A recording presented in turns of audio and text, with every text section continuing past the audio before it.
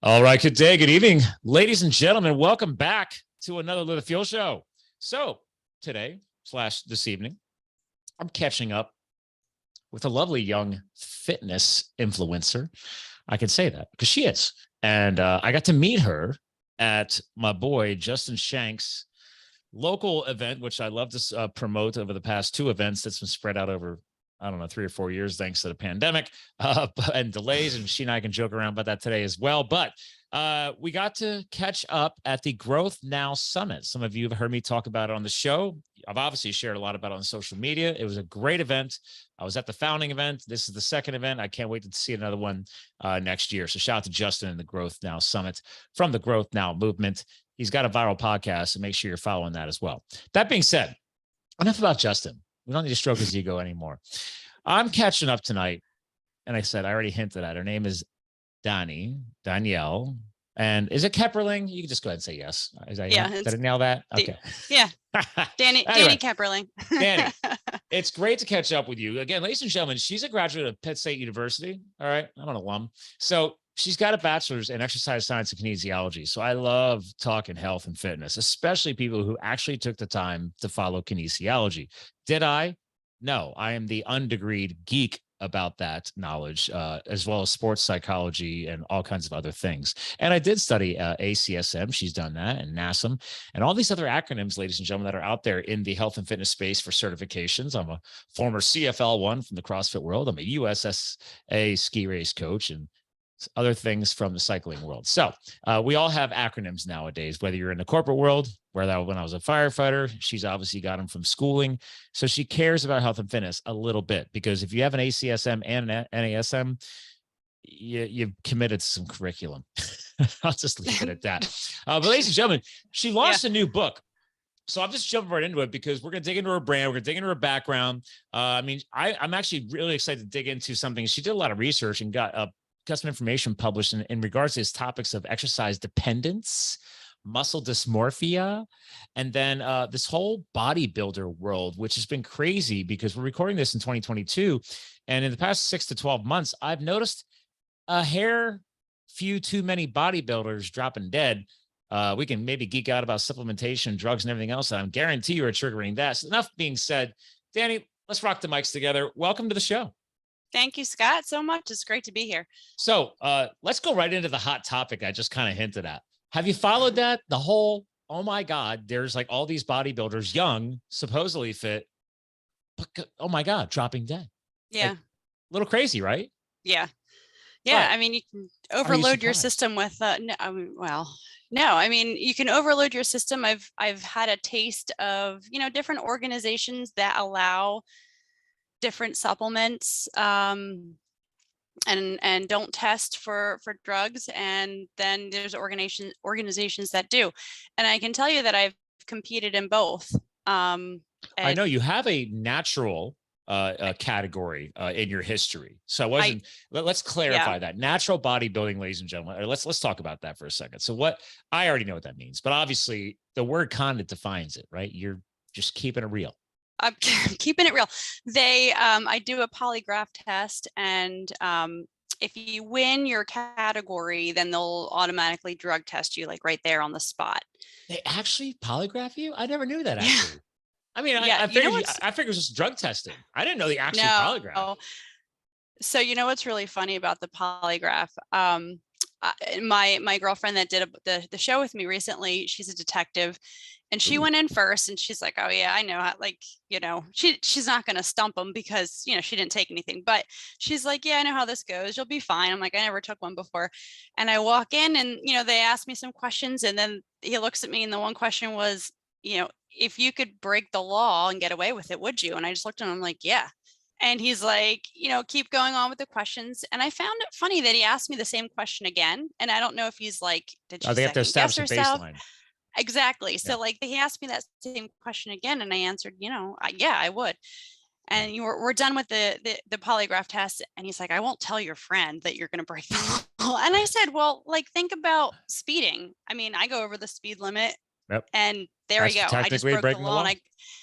And I got away with it. I'm not going to be going into banks and robbing them. But if he was I'm truly being truthful. Okay. He asked me a question and I'm hooked up to a machine.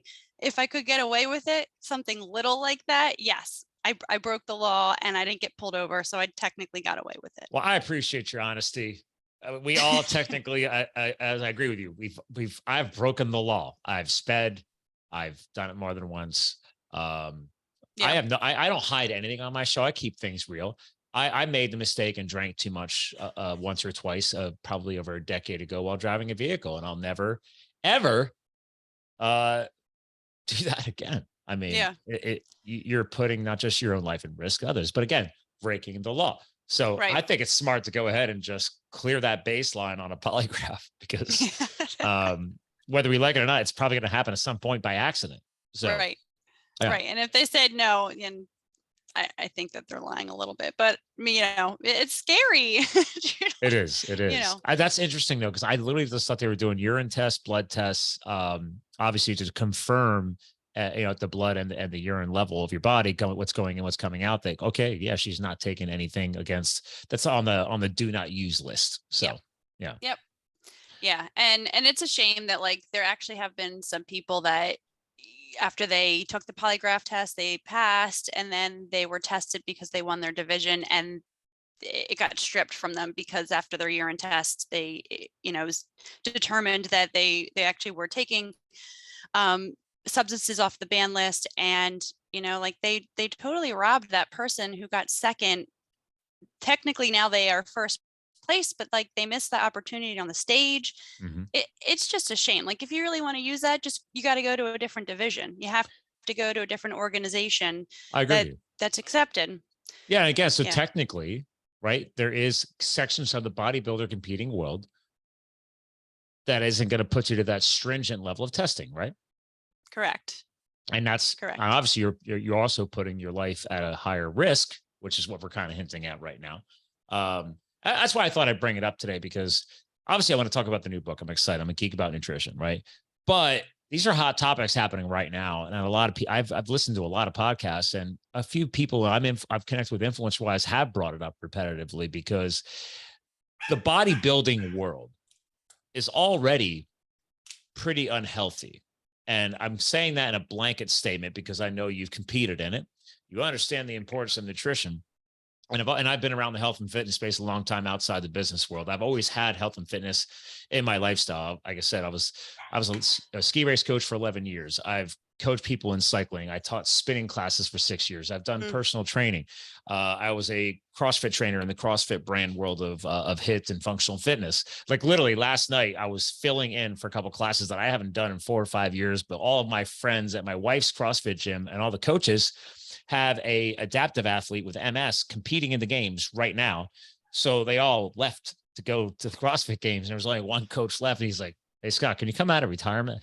I was like, "I'll cover you a couple classes." I was like, "I got you, brother." And it felt great. I haven't actually done one, it was, the group class, but like 6-person class here, 3-person class here. It was very nice to just get back into coaching reins a little bit. So again, health, fitness, exercise, the kitchen's always first. I always remind that. You and I are going to geek out about that today. But again, I kind of skipped past it, but I don't want to ignore it. Bodybuilding is unhealthy at its extreme. Am I wrong? No, you're not wrong. Okay. And I think that ultimately you need to listen to your body. And even when you're in a natural show, like I know that if it's not smart for me to do several shows back to back to back, or I really need to learn how to space it out and work with my body. If my body, if I want to do something but my body's not ready, and if I decide to do it anyway, that's where it's really going to hurt me after the show. Yeah. And it's not worth it bouncing back. I'm so strange because I got to the point where like I look forward to, like, when I diet, I don't really have to like crash diet. I really just kind of roll into the show. I can pretty much prepare myself in less than 12 weeks for a show at any given time. That's kind of And what I it's was just hinting at there, was you just kind of skipped in there, the crash diet part. I think the most experienced people like yourself who've taken nutrition and health very, very seriously can do this like kind of like how you kind of said it, like rolling in, rolling out. It's become a lifestyle because there's a lot of things tied to hormonal balancing and hormonal misalignment. And when you're crashing in and crashing out, literally, Yeah. you're creating long-term stuff that's even harder to recalibrate and fix. And that's one side effect. But also the big thing is that crash at the right before, like competition day, that lasts 24 to 48 hours. Very aggressive. Am I wrong? I mean, there's all tricks of the trade. There's cutting hydration and starvation and all kinds of things, right? Even in the natural world. Is that still going on? Yeah. I mean, I've actually played around with, like, I've done like basically hydrated, then dehydrated down to the show. And where I'm just like trying to lick the water off my toothbrush like Friday. I'm like, I'm at my water limit. Toothbrush water. Oh my God, this is amazing. It's so good. It's so good. But I know that there are of ways of not cutting your water. And like this last show, I did it. And I was like, I'm just going to try it because I know that I know that you can do it without cutting water. And why do they cut water? Because again, since you've done it, I'm not going to state this. I know the answers, but why do you cut water? Because in bodybuilding, you're showing off your body. So what does it do? Right. So, extra water under the skin, you appear more puffy. Okay. You want a dry looking kind of look, but what happens is also water is like, that makes up your muscle. So like, okay, if you deplete all your water, you also are in danger of depleting the water that's in your muscle. And, okay, so it makes sense to keep hydrated because you want the fullness in the muscles. What's going to happen is if you can tune in and correct your diet where the carbohydrates, the muscle right into, or follow the water right into the muscle, then you get a nice full looking muscle. And the trick is to not let that point spill over. And we call it spilling over underneath the skin where, you've kind of eaten a little too many carbohydrates or you've hydrated a little bit too much where it's just kind of like your muscle can't hold anymore. So it just kind of leaks out.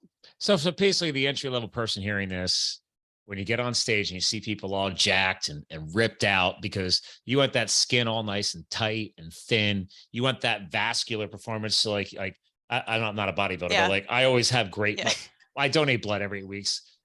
The phlebotomists love me to come in like, your veins. And I was like, I'm always like this. So I'm not a bodybuilder. I just know how to take care of myself. So vascular, I got the vascular on lock, but like, you're probably very hydrated. Oh yeah. I just chugged 2 jugs. I was outside at my new house here. I've got 3 acres. I'm surrounded by woods.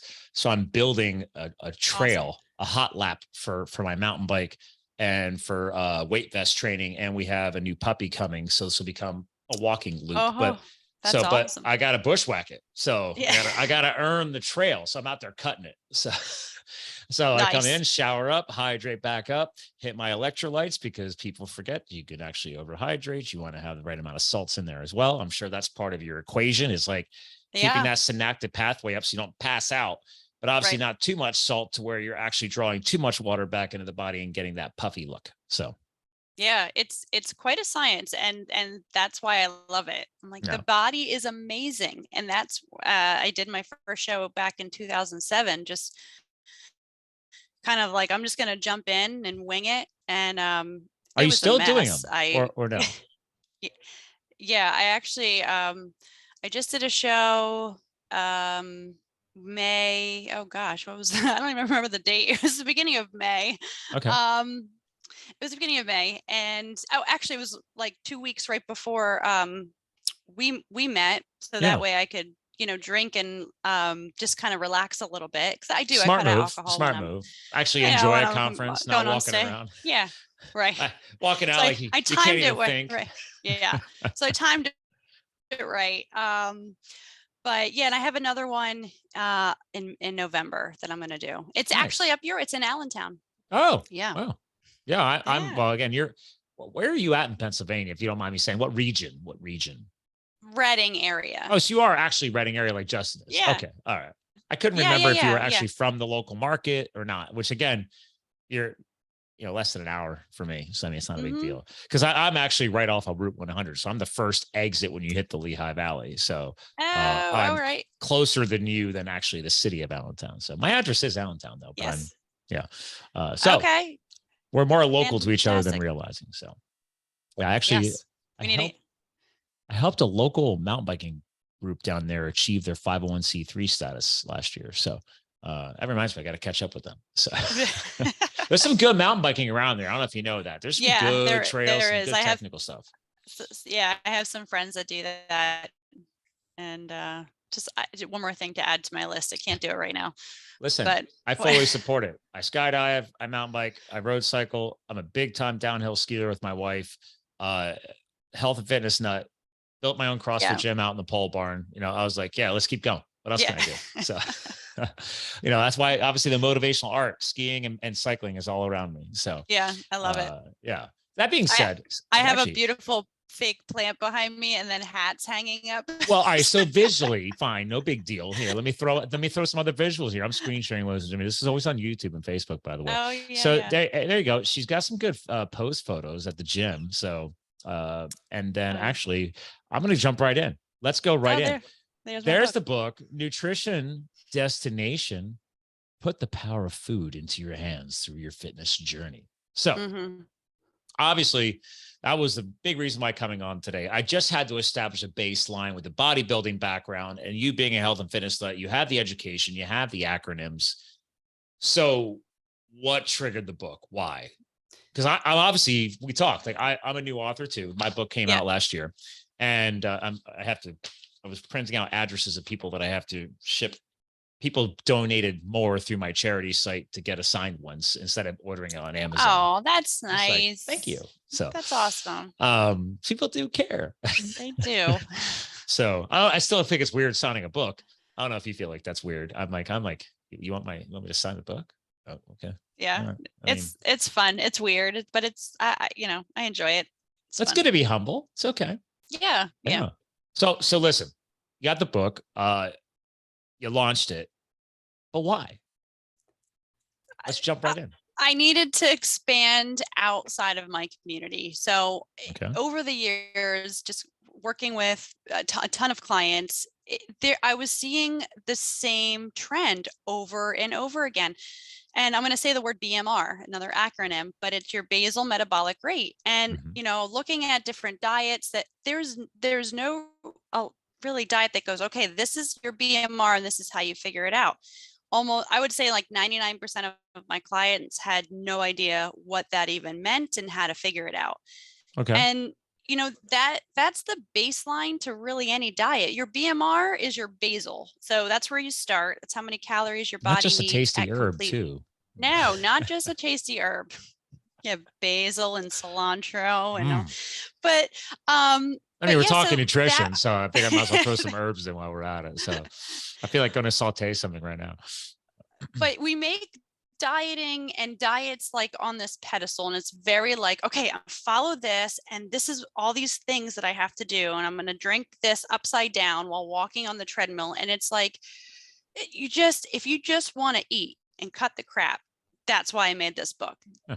It's very simple education that anybody can understand, but it's to the point. It's really, if you get nothing out of the book, just figure out how many calories your body needs at rest and at least give your body that. You can create deficits by the activity that you do. So if, you're outside and you're, hacking down new trails and you're lifting and then you're coaching and you're going here and there, you're going to need to, if you're not trying to lose weight, you're going to need to account for those extra calories moving around.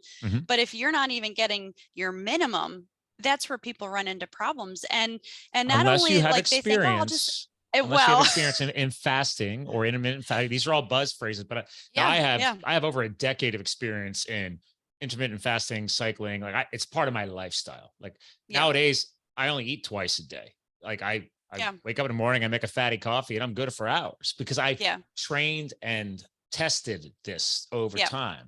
So I always remind people, I don't know if you would agree with this, but obviously do the research, get great books like this, right? But it's also like, guys, like don't be afraid to treat yourself as your own N1 experiment. Because to your point, you got to figure out where's your BMR.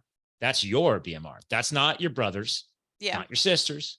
You know, even though you're in your family, say similar genetics, nah, not the same. Right. Right. And if you actually know what your body fat percent is, that will also play into that, like getting that number to you. And a lot of the times I'll find that people are just, they're not as active, they're not as conditioned. And that's a big key in deciding kind of where your calories are. The more conditioned you are. What do you have that? Oh, What I do you was have just there? out at KetoCon in Austin, Texas a few weeks ago, because I'm a big fat adapted athlete and I do a lot of keto challenges. So anyway, I've always wanted, this is dude, Texas is so badass. They have mobile vans, like, you know, Mercedes Sprinter vans. Yeah. With like they literally crammed an entire the what do you call it? Oh my God. Hello, the DEXA scan. Oh, okay. Yeah. There's a whole DEXA scan machine in each van. So they had two of these vans just parked in the trade show. And I was like, and they're like, oh yeah, you just register online. It's all the show price, $39. I was like, yeah. Oh yeah. I want a full DEXA scan. But yeah, anyway, that's awesome.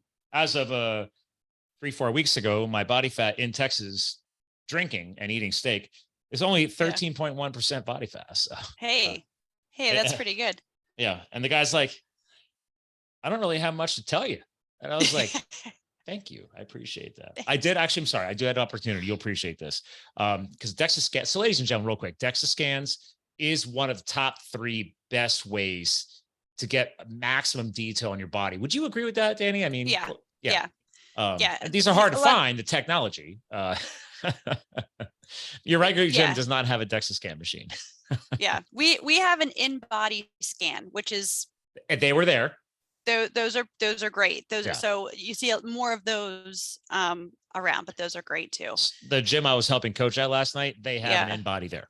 Yeah. And so I've done the in-body there, and I will say they weren't far off. I did both at the conference, and I was like, they were pretty darn spot on. So, because the only thing different than those two is then doing the water displacement float test. I forget the name of that one, but I think it's important to know this knowledge. Am I wrong? No, not at all. Like, because I think people get like kind of carried into like this, okay, I'm gonna do what BMR and BMI and body fat, and like, isn't that the same thing? I might create a fight with you, but I am anti BMI. I'm anti BMI. All right, I'm loving you more. There you go, ladies and gentlemen. Dani and I just bonded. We're cool. We're both married, so okay, it's all right. But anyway, seriously, ladies and gentlemen, it's gonna come from me, and then Dani's gonna give you her angle real quick. BMI is an outdated process. When I was in the trainer world, I was trained with the caliper thing. And I remember I was a kid, there was an old Special K commercial. If you could pinch an inch, you know, blah, blah, blah. By the way, don't eat Special K. That's not nutrition. It's freaking cereal. That's not, stop it. But my point is, like, the owner of this CrossFit facility, the guy trains every single day of the week. He's one of the fittest athletes amongst his athletes. And if you followed BMI, he's considered overweight. Yeah. The guy's got an 8-pack. Like, he's ripped. Yeah, especially in the bodybuilding world. I mean, there you go. All of us are like, oh, well, you're a little. If you went to a traditional doctor, they're like, oh, like, they just lift your shirt up. And you're like, are you sure about that? Yeah. I think this is important to clarify. I think my 6-pack would disagree, sir. Yeah. But it really all comes down to your body composition, which is your body fat. And so not only body fat, but it's so important to maintain muscle. A ton of runners I've seen that they're like, you see them and you can tell that they run. They have kind of mediocre body fat, but their muscle mass is declining. Yes. And it's, they haven't really cross-trained enough to maintain that. So that decreases as you age. Along with muscle. Yeah. You'll agree with this. The one coaching they gave me, because I've been doing a lot of endurance training. I'm an endurance athlete. Like, I can go do 100 miles this Saturday on my road bike just for fun if I wanted to. Yeah. Like, I'm at that level. So my strength training at this time of year is backed. I strength train. I always tell people, I don't care if you're doing endurance or you're doing bodybuilding or you're a power lifter. always do the strength training. Yeah. I'm a balanced athlete. So he said, well, your bone mineral density is a little light. That could be a little more. And he's like, are you a runner? I'm like, no, I'm a cyclist. He's like, oh, okay. So this time of year, you're doing more endurance training than your strength training. I was like, yeah, my strength training kicks up higher in the ski season because it's cold.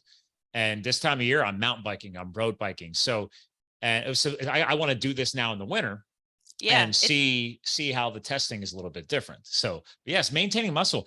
Oh my God. It's the secret fountain to youth, ladies and gentlemen. If you strength train and you maintain your muscle, and if you're 40, 50, 60, you're staying younger. You need the muscle. Am I wrong? No, you need it. And it can start declining in your 30s. And so when people, even when they say that again, it could start declining in your 30s. 30s. Yeah. I'll be 45 next month, by the way. So I'll aging just 37, fine. 2 months. There you go. 2 months, I'll be 37. That was a wake-up call to me. I remember years ago, I must have forgotten that rule. I thought it was a 40 to 45 thing.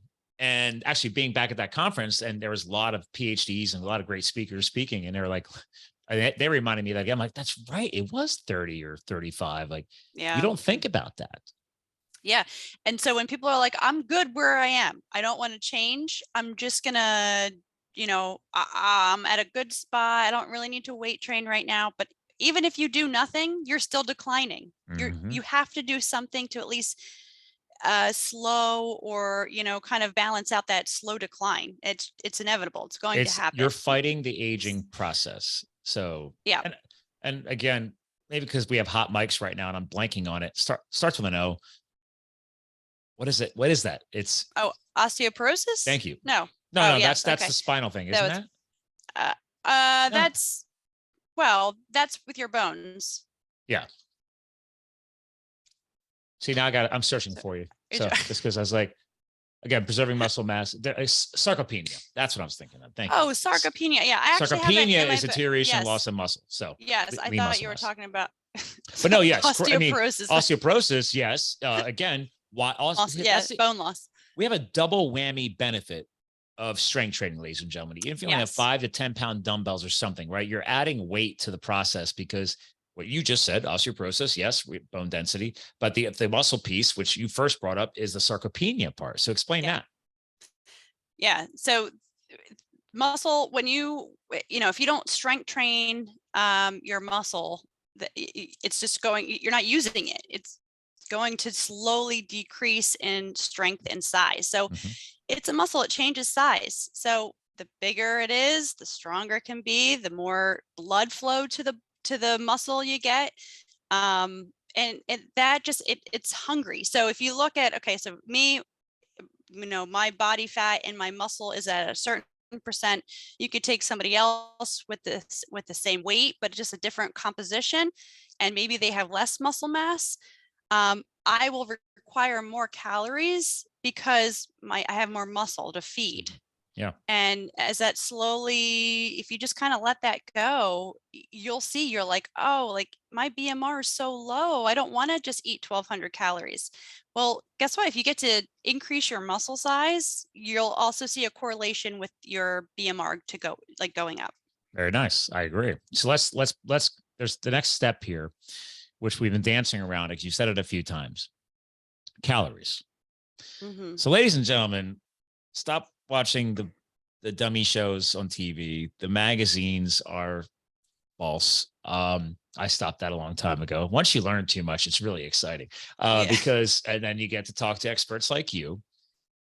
The CECO methodology is broken, calorie in, calorie out, because most of the methodology is being shared out there. And I want Dani and her new book to help you, ladies and gentlemen, understand this. It's not just the quantity. What is the calories? Like, oh yeah, you need to maintain at the 2,500 calories a day because you're this, that, and the other thing. Okay, let's say it's 2,500. Fine. Like, okay, great. I'm gonna go eat some ho-hos and some processed cereals because they're reinforced with sprayed on vitamins and blah blah blah. I'm like, no, that is not nutrition. Yeah.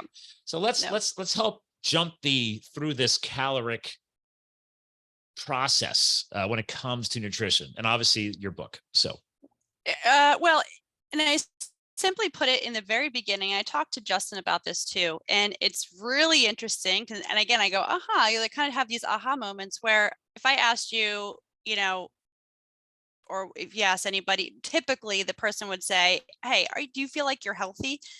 And I said, if, on a scale, it would be like middle to like, yeah, I feel like I would go up. Like, Mhm.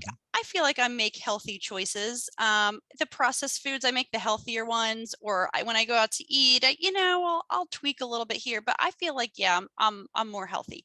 And then when I ask people, are you fit? It kind of starts in the middle and it goes this way. Mm. And I might ask the same person, do you feel fit?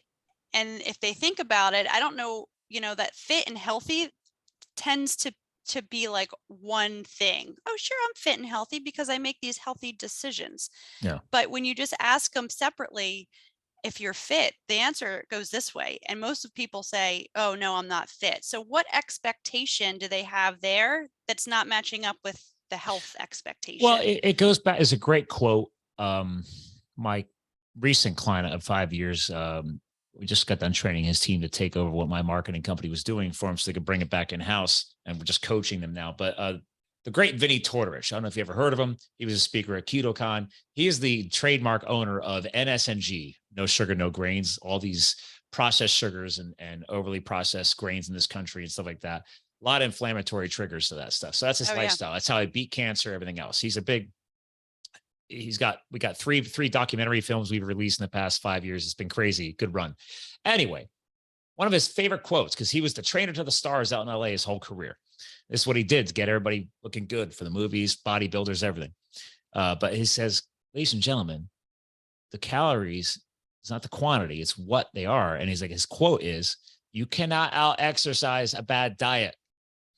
So this Exactly. healthy feeling, this fit feeling, the kitchen comes first, Yep. then the gym. And this is a guy who was a professional trainer his whole career. And he's like, guys, if we don't fix the kitchen, doesn't matter what I do to you. I Yeah. could run you up and down the California mountains. I can have you on that treadmill. I can have you on the Stairmaster. I can have you hit the squat rack.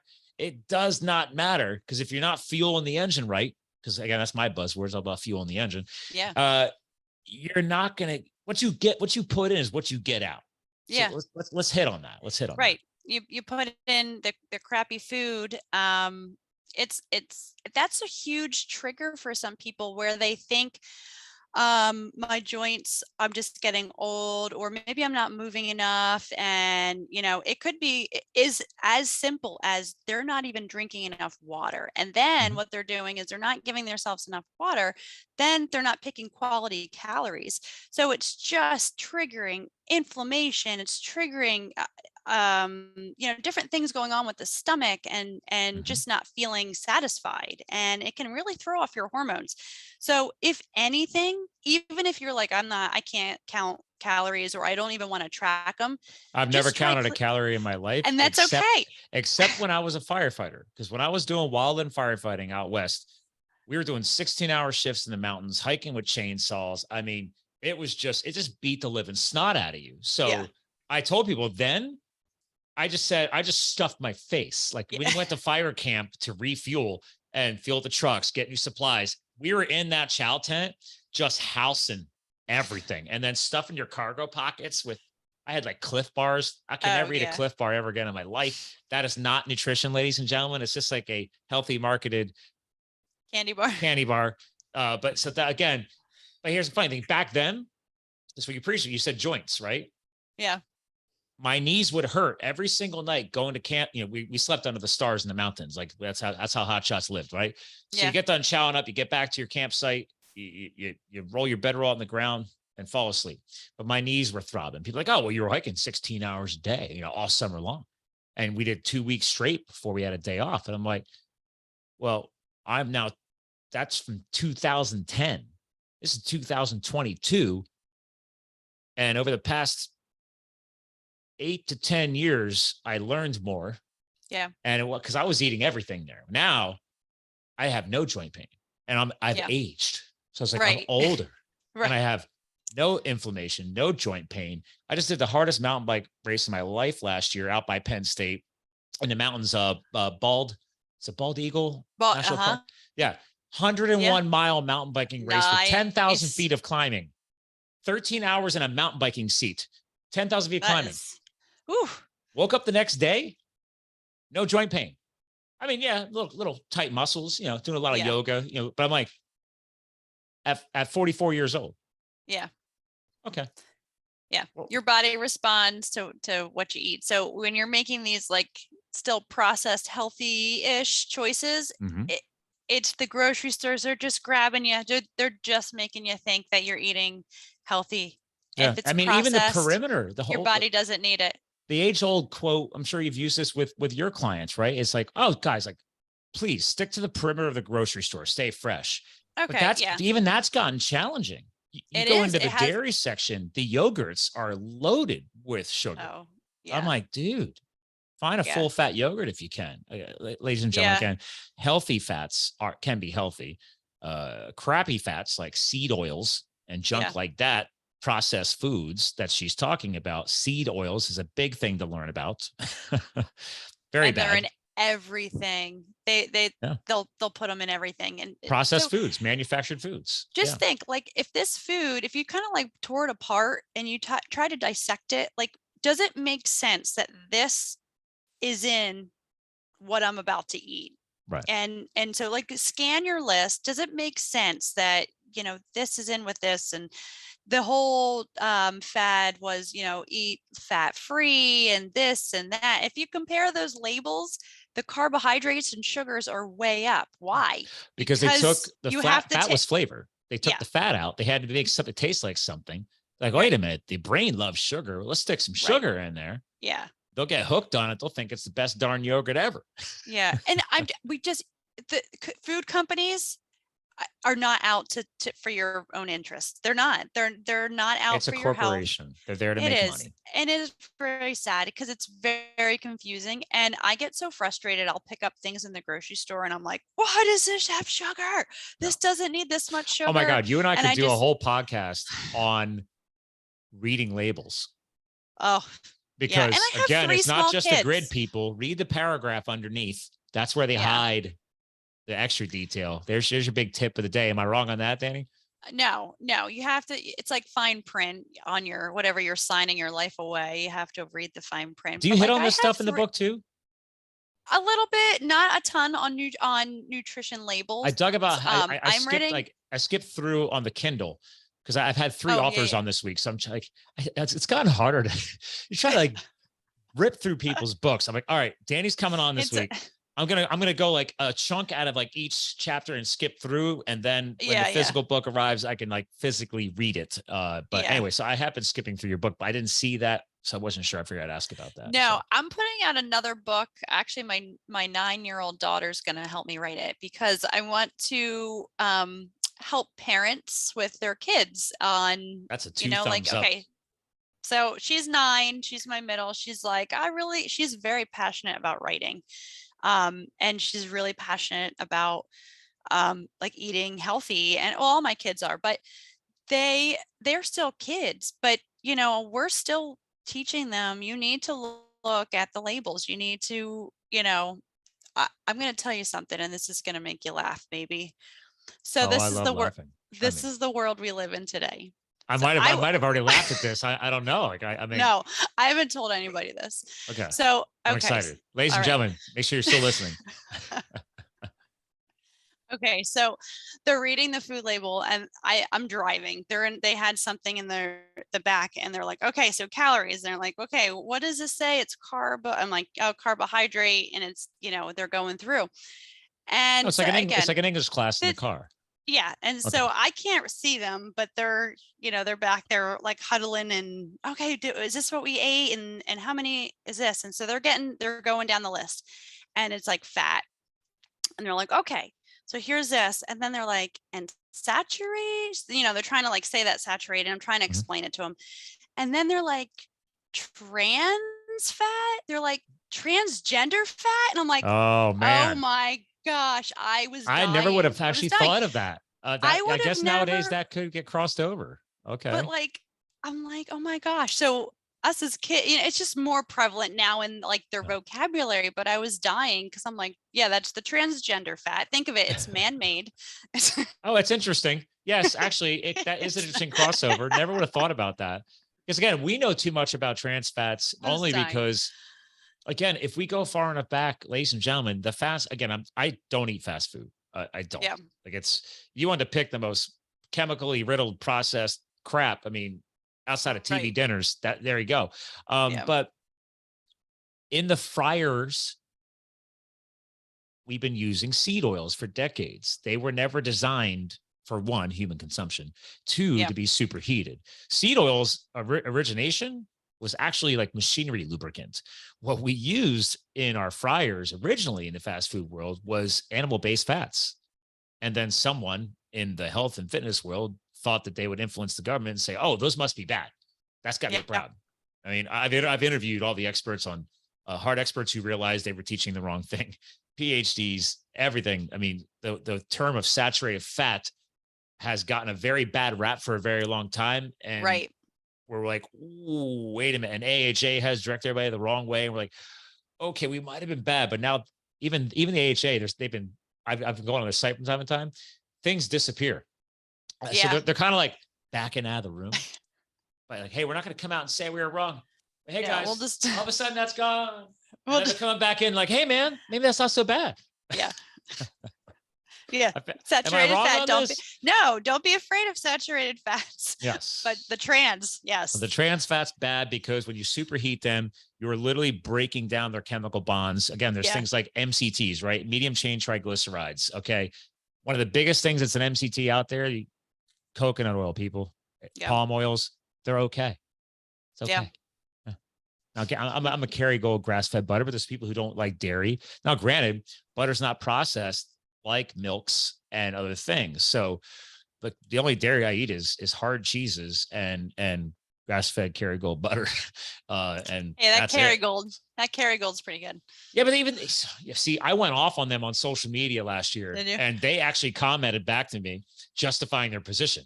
If you go to a Whole Foods or a Wegmans, Whole Foods especially, not Wegmans, I only seen one or two. Kerrygold even gave in. And they said, well, we had people complaining it was too hard to spread the butter. So they added canola oil in. And I'm like, you just added a bad fat in with the good fat. So if they choose to cook with that, you just caused the problem. Right. And they justified it by saying, well, our customers wanted a more spreadable butter. And I'm like, just take the butter out of the fridge a few minutes early. Yeah. Like, are you kidding me right now? This is the I want it now. I want it. I mean, now, seriously, the everything type of personality. So you got to read the Kerrygold butter labels now. It's like, okay, well, stick with the classic gold wrapper. Like, don't get the other one, like the silver bad. Okay, there's like 3 or 4 versions of Kerrygold now. I'm like, guys, you've owned the Irish grass-fed butter market forever. Yeah. Don't change, and they did. Yeah, so. I did not know that. Oh, yes. I figured you'd love that one. So you shared a joke with me on trans fats. I get to drop the Kerrygold bomb. So it's like, it's frustrating. Sad. It is. It is.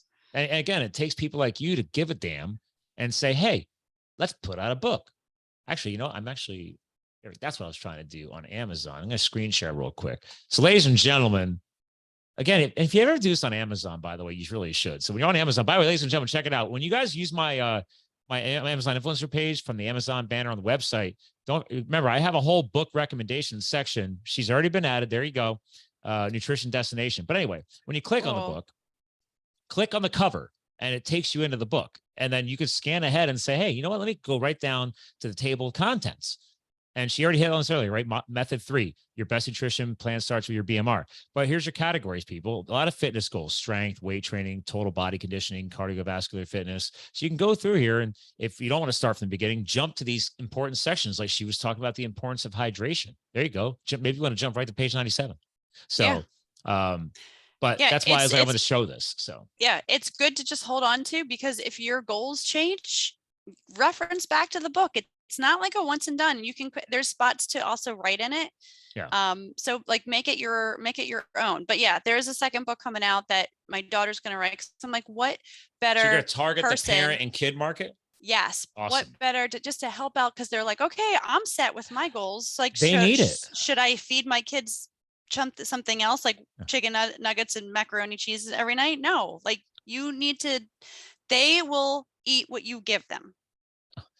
That, I mean, and if they don't eat, they'll go hungry, but So it really has to start with the parents. You'll get a kick out of this.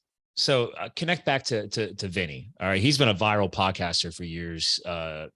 He's been podcasting, God, 9 years now. He's got like over 2,000 shows online. It's crazy. Anyway, he decided like every past few weeks, he's been replaying like some of his oldest stuff. Cause like there's so many new listeners now. He's got 1 million downloads a month.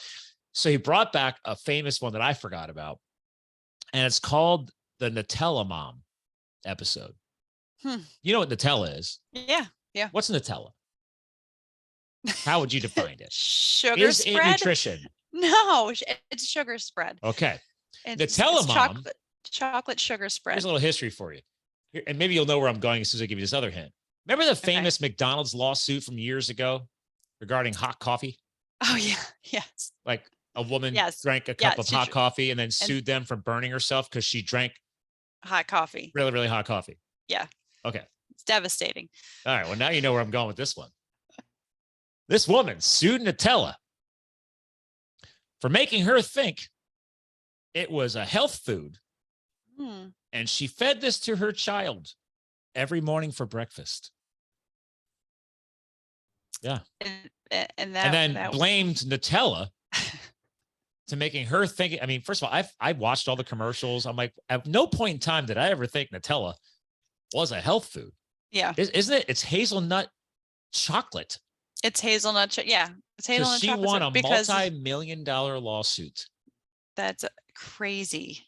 Because they made her think that she could feed her young child, 6 to 8 years of age, Nutella for breakfast. Yeah. I figured you would like that one. It blows my mind. We need to take accountability for our actions. That's why I want to kind of take this conversation, right? That's why I'm excited for your book. This second book, I will promote the crap out of that one too, because I was brought up on a farm. Eggs, bacon, steak. I had a 1/4 acre garden. I know, because I had to take care of it. We had 30 chickens. It was great. I sold eggs on the side of the road when I was a little kid.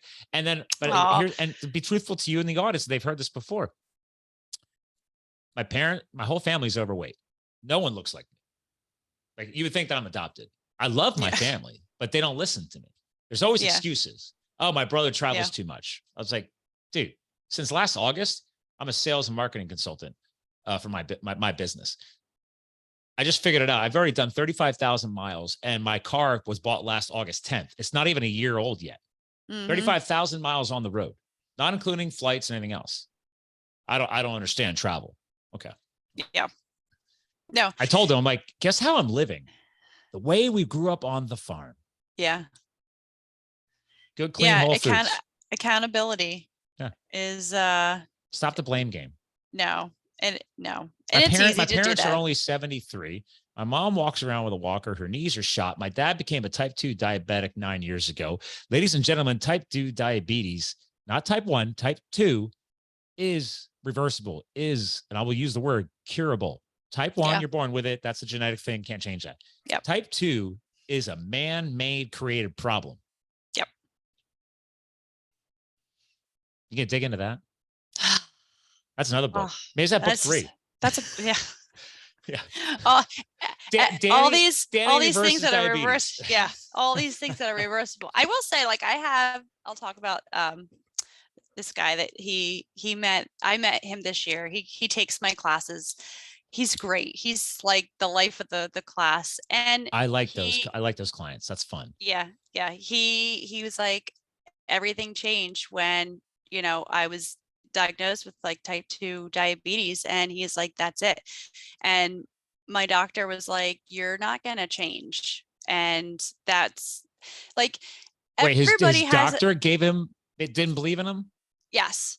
His doctor was like, you're not going to change. And so because that doctor's jaded probably from other patients. Yeah. Not changing. But you know what?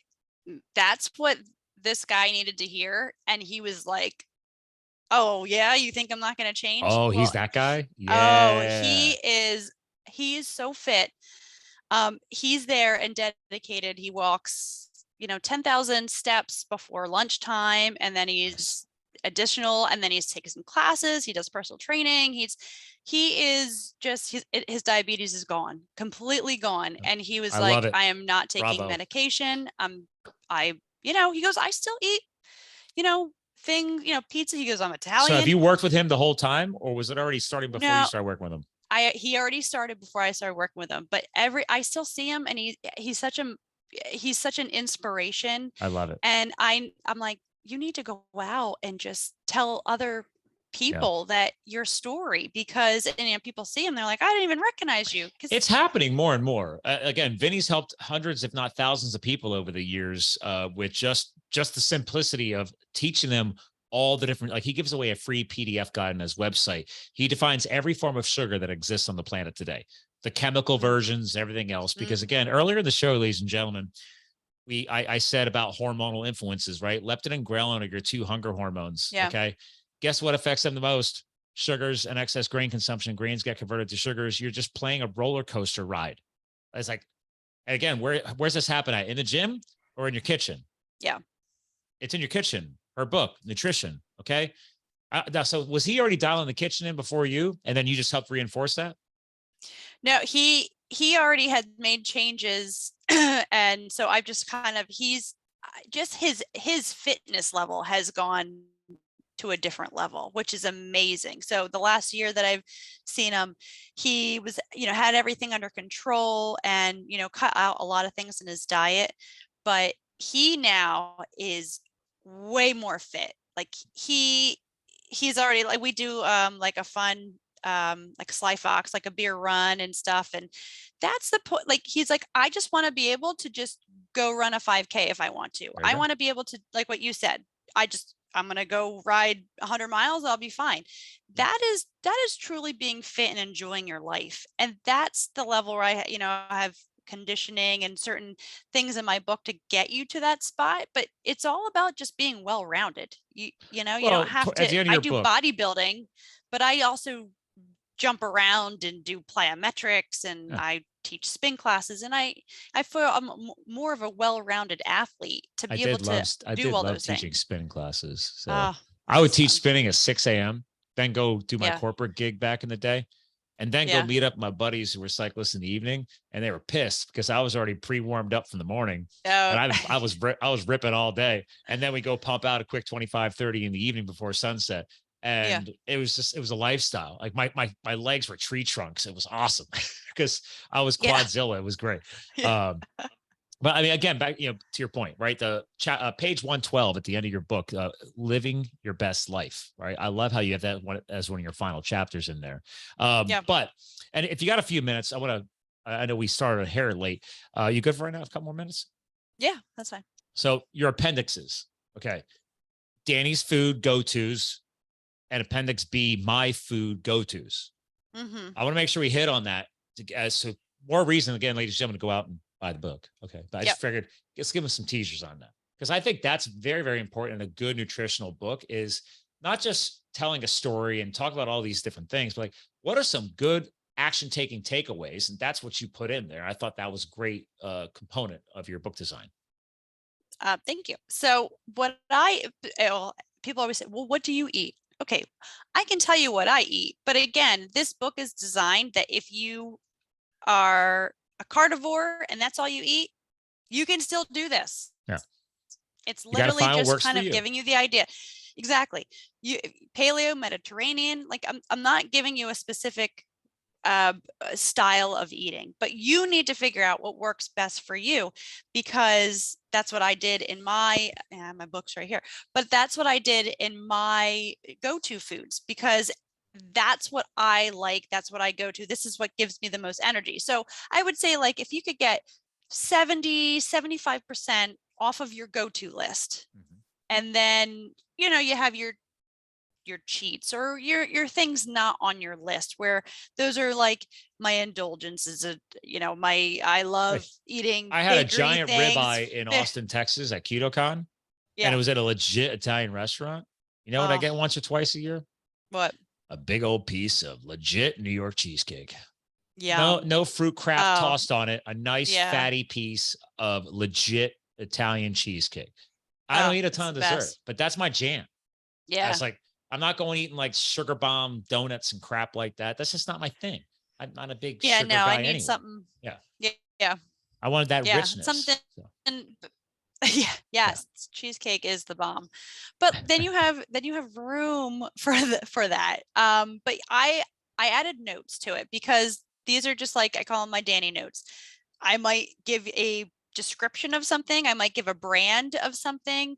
I might give an idea of how I eat it. And Mhm. that is the biggest thing. I think people just love that help of, all right, well, what do you pick and what's your go-tos and why? And so those notes there kind of explain why I eat the things I do or what I eat it with. Because that's the biggest thing. People just go, okay, I know how much I need to eat. I don't know where to go. And Yeah. if you're not one who is very particular with foods, you can copy my list. You can start here and then decide what makes you feel good. And I that's love that. that's why yeah, that's why I gave you the blank part in the back to kind of write down your own notes about your food and then what foods you're actually picking. And I did divide it out by carbohydrates, proteins, and fats, because even if you're not sitting down and eating grains, a vegetable, okay, that's still a carbohydrate. And Yes. If if you have you've to eat veggies, learned, try and go on the cruciferous side, right? Like yes, broccoli, absolutely, right? cauliflower, broccoli, Yeah. kale, like things that are, I mean, does he have a really? lot of fiber. I can't do the kale. I mean, you What? just got to do so What? much to that thing to make it uh consumable. Not true. I Not true. do love a piece of broccoli. I do love a piece of broccoli. Yeah, I'm I all right mean, with that. So, yeah, and just um, blend it in your meat smoothie. ooh, a meat smoothie. That sounds amazing. You know, on that note, because we are approaching the end of the show, but like the shopping Yep. examples. Yep. By the way, my wife does not listen to anything I do. So, ladies and gentlemen, when you're hearing this and you're in a relationship, take a deep breath and be patient. If you figure it Yeah. out for you, maybe you rub off a little. By the way, are you like that with your Hmm. husband? Is he actually, are you dialed in, or does he kind of do his own He thing? No, he eats whatever I eat.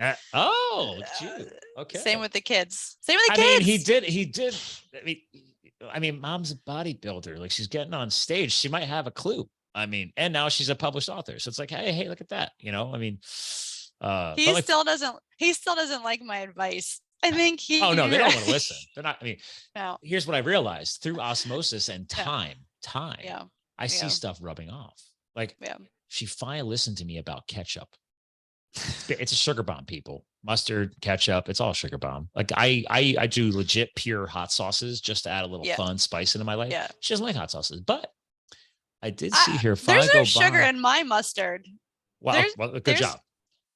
there's no sugar in my mustards. I love But mustard. she found, I forget the brand. And again, ladies and gentlemen, when you see stuff with paleo is a marketing term. Ketchup didn't exist in the Paleolithic era. Okay. But anyway, paleo got bastardized first. Now keto is getting bastardized too. So you can't just say, oh, there's keto on it. No, there's no such thing as a freaking keto cookie. Okay. Yeah. Okay. No. Any form of sugar, even in alcohol form, will jack you up. Okay. We talked about the hormones before. But anyway, she did bring home like it's actually a really healthy ketchup. I mean, I don't know if it's a paleo or a keto ketchup. I forget the brand right now, but I was happy to see that in the fridge. I was like, oh, look at that. What is it? Tomato paste? I don't know. I don't know. I was just, but I was so impressed because it was a huge That's pretty improvement over cool. buying, Heinz or Yeah. again, so on the branding, again, you're not here to promote branding, but usually, ladies and gentlemen, if you move away from the big corporate names, you can find some improvements because they care about the bottom penny, the bottom dollar. Right. Mass production usually means they're bastardized ingredients. Am I wrong? Yeah, no, absolutely. Find a local market, find farmers markets. I find local stores. I'm out by Lancaster, so Oh a lot yeah, of yeah. You're Mennonite surrounded and by Amish and Amish. Mennonite. Love those. I love it. Love that culture. I Love love it. it. And unfortunately, like maybe you're not around there, but I bet you there is like a small mom and pop store or somewhere that does carry, lesser brands. And it's really not about the brand. People think, oh, well, I have this brand of well, whatever. And Yeah. so it must be good. And no, it's not like, a bottle of good wine or things like that, where you're like, Nah. no, oh, I know where these grapes come from in this section and it has to be good. But no, like if it's like you said, I agree 100%. If it's a big brand, you just have to watch because Here we go. I found it. it's all about the money. What'd you find? Oh, the Primal ketchup. Kitchen Oh, unsweetened I love organic Primal ketchup. Kitchen. Yep. There you go. I literally just got delivered from Amazon today. Primal Kitchen, a little shout out to them. Their coconut vanilla collagen protein. Well, that sounds exciting. Good. Yeah. It is good.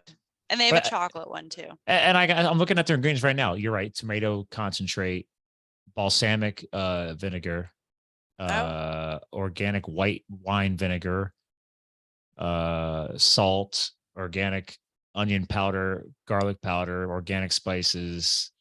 Like there's no, like, again, what people don't understand is, like, again, tomatoes, it's not a vegetable, it's a fruit.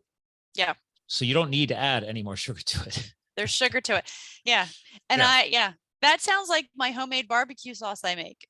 And to make it barbecue, I add like a smoked paprika. That's right? all you gotta do. Yeah, the seasoning. Yeah, that's like it. it's all the same stuff. So you really don't you don't have to buy, like I said, I get really mad at like barbecue sauces where it's like, okay, 26 grams of sugar. Are you kidding me? No, oh, believe we don't me, need that. You don't. I was in it. Texas. Okay. I was surrounded by brisket and like all kinds of stuff. Oh. And I walk in there, I'm like, listen, if you guys know how to smoke a good piece of meat, I don't need your sauce. Yeah. Like, oh, we're famous for our sauce. I'm like, I hope you're famous for your meat. Yeah. I was like, so let me judge you by the meat. I don't need to shellac it in a sugar bomb. So when I get back to my hotel, I'm passing out at 8 p.m. because like I'm coming off of a sugar high off your sugar fest. Right. Yeah. Yeah. So I'm not a sauce guy. So, but you can make your own sauces. Look at that. See, that's another good point. Listen, I've been having fun. Yeah. You having fun? Those will be in my second book. Little tidbits of I love that. Like that. Do you have a timeline goal? Are you trying to get that out by end of the year, next year, 2023 goal? That is 2023. Okay. Yep. Smart move. You got to set a deadline. This is a health and fitness thing, right? You got to have some type of deadline or some kind of goal, and then you can tighten it as you get closer. Because I drug my book out a little long for the first book. So, and I'm literally, I have it right here. I have to record all my, because I haven't done the audiobook yet. So I'm like you. I launched a book, launched a Kindle. I got to get the audiobook done. Yeah. So I'm trying to get it done. Are you going to do it yourself? Oh yeah, I got all the gear. And even my fans of the show are like, dude, you have a good voice. You should just, it's your story. It's my story of firefighting, the life lessons learned, health, fitness, lifestyle, even a little bit of romance in there. Cause I talk about how my wife dumped me before I won her back and married her. So, yeah. Anyway, it's my story. I'm not hiring a voiceover pro to do that. It's like, if you got the gift of gab, rock the mic. Yeah. Maybe I'll have you do my book. If you like the voice, I don't know. So my wife's like, I hear you enough. You can go to your studio and do your thing. So I was like, I love you. So, well, listen, I always ask my guest co-host to leave behind some kind of final thoughts or some closing, I wouldn't say arguments, but closing lessons, or actually over all these years, I started calling it a legacy message, whatever it is. So obviously you're passionate about health, you're passionate about exercise, you're passionate about fitness. You published a book. Now you already got a second book in the works, and you care about your kids, you're a mom, you're a family person. So what would be an all-encompassing message you'd want to leave behind for people? I talk about this in my book. I don't know if you saw it, but there's the part where I talk about act as if. And act as if ... And you need to finish that act as if. I was put into a couple different situations where I didn't want to land there, but I was there. And now I had two decisions. I either needed to just kind of feel bad for myself and just kind of like, all right, just throw in the towel, or I need to act as if I know what I'm doing and just get out. And that was my point of acting as if we're going to be in situations where you feel unfit. You're going to be in a situation where you don't feel like you're fit to start eating healthy. You're not in a right spot to start taking care of yourself, or even to just do some activity.